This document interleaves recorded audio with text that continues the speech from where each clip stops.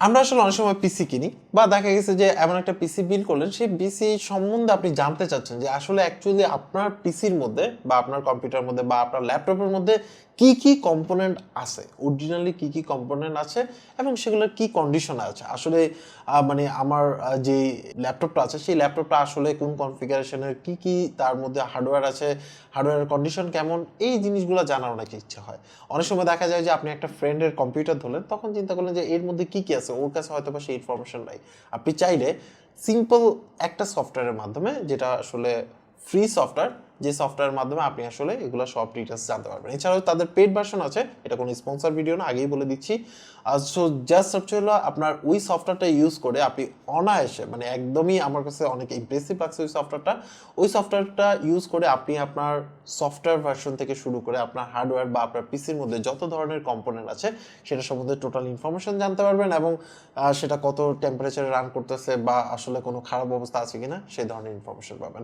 So hello viewers, this is Mahfuz from PC bank. আজকে আমরা আসলে এটা সম্বন্ধে জানবো, যারা ব্যাকগ্রাউন্ড নিয়ে একটু মানে আপনারা চলে চিন্তা আছেন তাদের কাছে এটুকু বলবো যে ব্যাকগ্রাউন্ডে চিন্তা করে আসলে ভিডিও করাটা এখন একটু টাফ হয়ে গেছে।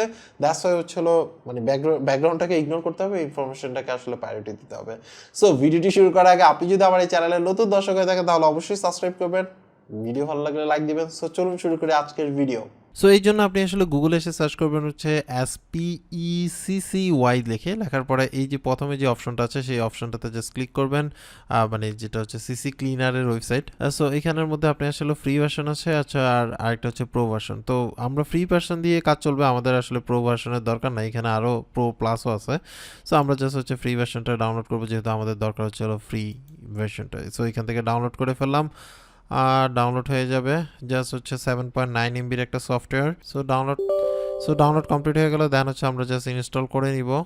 ইনস্টল হতে যতক্ষণ সময় লাগে, লাইসেন্স অ্যান্ড এখানের মধ্যে কাস্টমস অপশন আছে আরও কিছু, আপনি চাইলে সেটা দেখে নিতে পারেন। সো আমরা এটা ইনস্টল দিয়ে দিলাম, এখান থেকে আপনি চাইলে সরাসরি ইনস্টল দিতে পারেন। সো এখানের মধ্যে ভিউ নোটস আছে, আমরা জাস্ট রান দিলাম। রান দেওয়ার সাথে সাথে চলে আসলো অপশন আসার পরে দেখুন এখানের মধ্যে টোটাল ইনফরমেশন আপনি পেয়ে যাবেন। জাস্ট অ্যানালাইসিসিং এর জন্য কিছু সময় দিবেন। এখানে আসার পরে আপনি দেখতে পাচ্ছেন যে এখানে সকল ইনফরমেশন পাওয়ার মধ্যে সবচেয়ে বড় কথা হচ্ছে আপনার সিপিইউ। আমি এখানে কিছু ইনফরমেশন আপনার হচ্ছে ব্লার করে দিব, যেগুলো আসলে দেখানো সম্ভব না, দ্যাটস ওয়াই।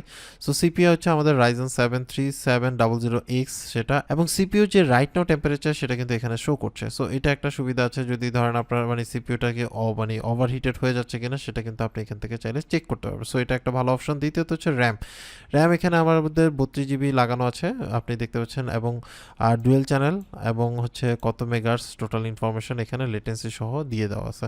তারপর হচ্ছে মাদারবোর্ড আমরা যে মাদারবোর্ডটা ইউজ করেছি সেটার ইনফরমেশন এখানে দেওয়া আছে, আরও চাইলে ডিটেলস এখানে, এবং মাদারবোর্ডের যে রাইট নাও যে টেম্পারেচার আছে সেটা আপনি এখান থেকেও চাইলে চেক করতে পারবেন। সো এটা একটা ভালো অপশন বলা যায়। তারপর হচ্ছে মাদারবোর্ডগুলো, এখন কথা হচ্ছে গ্রাফিক্স ইনফরমেশন দেওয়া আছে, RTX আপনার হচ্ছে 3070 গিগাবাইটের গ্রাফিক্স, এখান থেকে আরও ইনফরমেশন পাবেন, এটা দেখতে পারেন। এভাবে করে স্টোরেজ, অপটিক্যাল ড্রাইভ, এখন কথা হচ্ছে শুধু এই ইনফরমেশন দেখলেন, এছাড়া আরও বেশি ডিটেলস ইনফরমেশন দেখতে পারবেন। ফর এক্সাম্পল, আমি যদি আসলে আমার এই মাদারবোর্ডের আরও ডিটেলস দেখতে চাই, আমি জাস্ট মাদারবোর্ডে ক্লিক করব, এখন এখান থেকে আরও ডিটেলস কিন্তু আমি এখান থেকে দেখতে পারবো। সো এখানে পুরো মডেল নাম্বার কত, তারপরে হচ্ছে মানে এটা কোন মডেল, তারপরে আর্কিটেকচার কি, কত কি, মানে একদম কত ভোল্ট কি আছে না আছে, পিসিআই স্লট কোনটা আছে কি আছে না আছে, এই ধরনের ইনফরমেশন কিন্তু আপনি এখান থেকে দেখতে পারবেন। সো এটা একটা ভালো দিক। আবার এই সাইড থেকেও আপনি চাইলে সিপিইউ দেখতে পারবেন, র্যামের ইনফরমেশন দেখতে পারবেন, এন্ড তারপরে হচ্ছে গ্রাফিক্স কার্ডের ইনফরমেশন দেখতে পারবেন, আর স্টোরেজের ইনফরমেশন দেখতে পারবেন, কি স্টোরেজ আছে না আছে,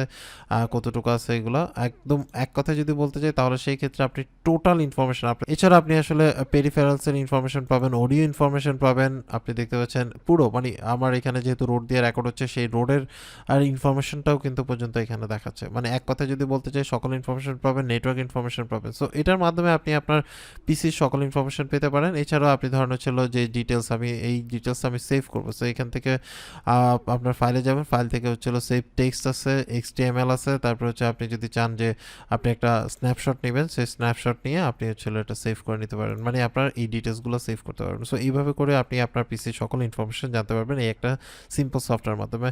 আপনার কাজ শেষ হয়ে গেলে আপনি চাইলে এই সফটওয়্যার আবার আনইনস্টল করে দিতে পারেন।